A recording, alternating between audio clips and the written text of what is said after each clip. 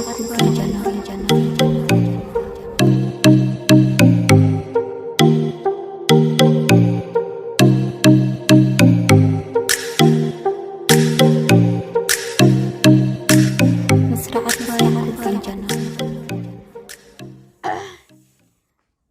عليكم ورحمة الله تعالى وبركاته. سو دواada asxaabteeda kusoo dhawaada janalkeyga Nasra Carfaayo Cooking Channel.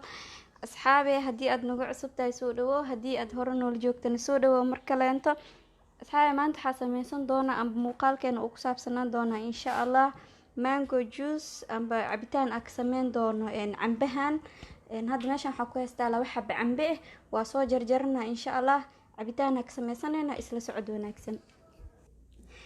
waata asxaabteeda cambihii waa soo jarjaray, waa kana meeshaan ku soo diyaarsaday. meeshaan waxaa ku haystaa laba qaando sokor. hadeertan waa soo shiida blenderka ku soo shiida isla socod wanaagsan. waata asxaabteeda markaa soo diyaarsaday cabitaankeena amba casiirkeena ka sameysnay cambaha, waa kana sidaan quruxda badan oo iigu soo baxay. asxaabay ka faa'iideysta insha Allah. inta haysanin Allah si anagana Allah noo siyaadiyo.